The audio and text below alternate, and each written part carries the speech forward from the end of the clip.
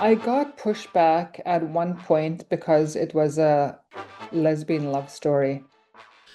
Today on Rainbow Country, coverage of the 50th edition of the Toronto International Film Festival with Bloodlines, a Canadian Indigenous lesbian romance that celebrates Métis culture, all wrapped up with a plot twist that will leave audiences talking. Hi, I'm Christopher Rice, and this is Rainbow Country with Mark Tara.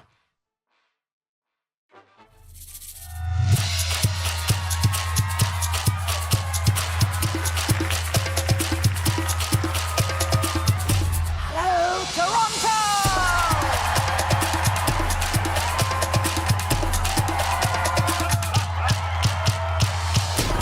I've just realised what TIFF actually stands for. Toronto is f***ing fantastic.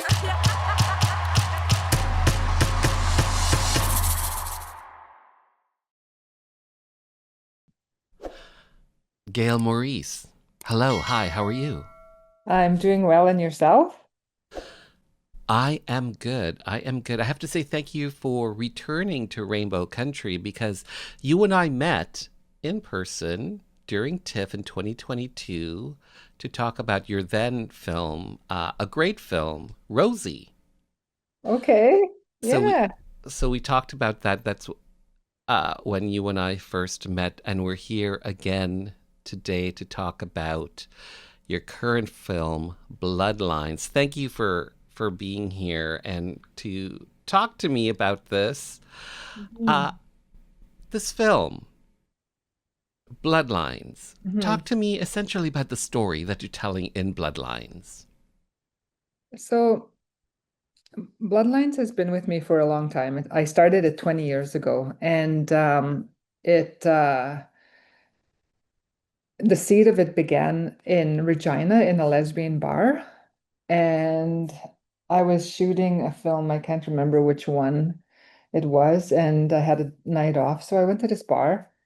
And then later on that night, I was lying in bed and I thought, what if I brought one of those uh, beautiful Indigenous women home, and what if I fell in love? And so that's where the kernel of the initial story began. And 20 years later, this version of Bloodlines is about two women who fall in love. And um, yeah, it's one of the main characters, Beatrice, has an antagonistic relationship with her mother, who abandoned her as a child, and she is dealing And you with. play the mother. I play the mother, um, only because I our casting director Melanie Braid did an amazing job casting authentically queer leads. Uh, And also we wanted Northern Michif speaking actors, and we couldn't find any to play my character who could ad lib with the three, we call them lovingly the Granny Gang, because my character has to ad lib with them, and so they have to understand each other. So I brought three of these actors from my village, because there's only five villages in the world that speak my dialect of Michif, which is the Métis language. It's a mixture of Cree and French. And so the story is about two women who fall in love, and also about family bonds, um, and what makes us who we are. Is it the blood that flows through our veins, or is it the culture we were raised in? Mm. They often say, write what you know. Write Mhm. what you know. So is this story that you're telling, is this a personal story that maybe you've lived or you've heard from friends, or is this something that is just fiction? I think the way I write is I write from personal experience. I think that's the most powerful way for the way I write, because there's a lot of truth in my stories. So yes, there's some moments in my story that are part of my life. Yes. I wish I could tell you more. But if I do, it's going to give away. Um, Exactly. And we yeah, don't want that. yeah. So, So, okay, so you just mentioned this. You just mentioned the name, the Granny Gang. I mhm. loved these three characters. So much fun. What's the origin story of having these three characters in this film? How did was this always the plan to have them It, be part of the film, or did this evolve over time? it evolved in this iteration of the story. Initially, when the story began, it was just focusing on. It was set in the city. It was very, very dark. There was no, I guess, there's no aspect of Beatrice, the main character, that you're left liking. So in this story, the Granny Gang is basically like aunties. You know the auntie movement? So they're like aunties, and aunties can tell you anything. They can say, "Hey, stop that. Smarten up." They can slap you around, not physically, but with their words to get you to think straight or not straight. I always say there's no straight, it's always a little windy, but yeah, but just to make you think before you um I guess make mistakes. So to me, the Granny Gang, they have words of wisdom. They tell you like it is, but also they're they're funny, you know? Yeah. They are. They're great. Mm-hmm. Okay, so this movie, Bloodlines, there's a major plot twist in this Mm-hmm. film, and the audience has to see this film Mm-hmm. to appreciate this plot twist. But because of this twist, when you were originally making this film and seeking funding or backers or what have you, did you get any pushback because of the plot twist? I didn't I I got pushback at one point because it was a lesbian love story.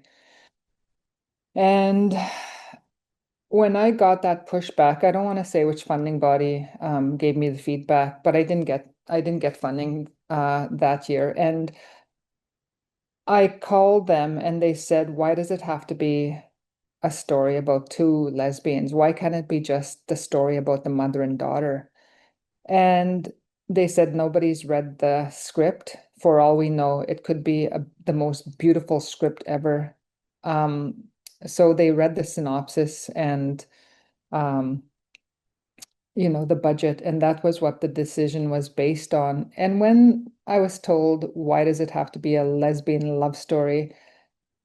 I was so disillusioned, so crushed, so in disbelief, so fucking angry that a gatekeeper was doing like I at that point I didn't see how I could make a film in this country if there were gatekeepers like that. So I almost quit the industry because I was so I was just disillusioned. I didn't know how I could ever make a film if that was the type of person that was going to be allowing me to make a film or not. So I quit film. I didn't do anything, I think, for about 2, 3 years. And then one day, or maybe 2 years, and then one day I said, fuck it, I'm not gonna let them, sorry if I'm swear. I said, fuck it, I'm not gonna let, them control me or stop me from telling my story. So I locked myself in the closet, literally at my uh, partner Melanie Bray's mom's house. Her dad had a closet that he made into a little office. So I locked myself up there for 3 days and I wrote Rosie the short. that became Rosie the Feature, that became a TIFF Top 10 in 2022. And from there, I went back to Bloodlines and I said, damn it, I'm going to do this again. And the story is not going to leave my body. And I went back for funding. And because Rosie was a hit, they funded it. Wow. That's quite the story. That's quite the journey. Yeah. So when you look back on that journey, Hmm. what do you take away from that? Um, that person had since been fired, head gatekeeper. Um, but my takeaway from that is never to give up and never to allow anybody to stomp on who you are, who your spirit is, and never allow anybody to deny your story, you know, and deny your truth, and to make you feel as if being queer should not be spoken about or filmed or shown to the world, you know, like it yeah, that's my takeaway is I think um that we're beautiful, I'm beautiful, our stories are beautiful, our stories are unique, and every one of us should be celebrated. Well said. Well said. So, a lesbian romance wrapped up in a celebration of Métis culture. You are one of, uh, I believe, 1,130 people in the world that speak the Michif language. Hmm. For you, using your talents, your platform, your filmmaking skills to bring this language to an audience, what does that mean for you personally to be able to do that on such a big in such a big way to keep this language going? I When I found out there was only that many speakers in the world, and I found out through the National Film Board, they're the ones that says there's only 1,130 Michif speakers, and that's Michif speakers. The dialect that I speak, Northern Michif, is far fewer. Like I said, there's only 5 villages in Canada, in the world, that actually speak my dialect of Michif. And for me, having my language in my films is just a way to honor my ancestors, honor my grandmother, honor, you know, the people I come from. It's my language is my culture, my language is my life. In When I speak Michif, gan mate atsmo yanum sise, mohkatso yak nagi tagik skihtam kigwe tuyan. If so, if I talk like that, you know, there's 99.9% of the world doesn't even would never understand me. So I have to put my language in my films so that people can hear it and hear the sound and hear the beauty. When we say tree, mitos, it's not just a tree, it's like um it's a living thing. Everything is living, and my ancestors touched that tree, and it has a story. So my language creates a beauty in the world through the spoken word. It invokes like history, you know. So when I speak my language, my ancestors are talking through me. Mm. So this movie features a lot of music, Hmm. including a one Dolly Parton. And I think like her song is played, especially when the Granny Gang is around Hmm. in their car. So the cassette player is stuck because it's so old. So it always comes on. At one point, I wanted one of the characters, I wanted Beatrice to say, "You better get that cassette player fixed." But then I thought, nah, I just let it be. So why Dolly Parton then? Oh my gosh, she's so iconic, and it just her voice, and we all love Dolly Parton, and the Granny Gang loves Dolly Parton. And she's just like, she symbolizes a lot, you know. When I grew up, I grew up without television. Not that I'm ancient, but it's just the way it is in northern Saskatchewan. We had one radio station, and we would hear Dolly Parton on the radio, you know. So she's a cultural icon. Mhm.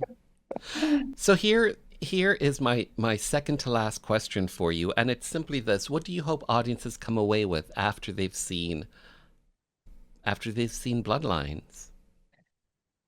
I hope that they come away with, I guess, wanting to know more about Métis culture, wanting to know more, or I guess I would love them to walk away going, wow, because there's so many Canadians that I've met on my time here on Earth that don't even know what being Métis is, or don't even know what Métis is, and they're Canadians. So I hope they walk away with an understanding, but not only that, people were asking about, about the queer representation in the story, but when I came out, my grandma accepted me. Nothing. It wasn't even a thing for anybody. So that's it's not even a thing in Bloodlines. It simply is, you know. Being queer for these two women is simply who they are, and there's I wanted to show that it's not a thing, you know. It just is. Mm. They're beautiful and accepted. So here's my last question, and it's essentially three really quick questions. Okay. One word answers, essentially. So Okay. are you ready for these three quick Yeah. questions? Okay, first one. Red or white? Red. Day or night? Ooh, that's a tough one because I love the moon, but I also love the sun. Day. So this Red. next one I ask with all due respect. So please take it in that Okay. vein. Oh God, what the hell is it? Oh my God. Masturbator or not? Masturbator. Big time. And that is from your film. It is. I laughed so hard when that was said Oh, in your film yes. by the Yes, please. by the Granny Gang. Yeah. Well done to you. Yeah. Thank you. Gail Maurice, thank you for your time. Well said, well done, well filmed, well made. Thanks for being on the show. Thank you so much. And see you at TIFF.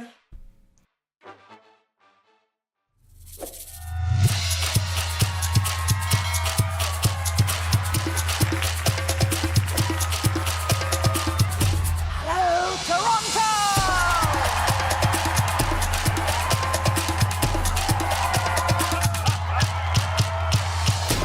I've just realised what TIFF actually stands for. Toronto is f***ing fantastic.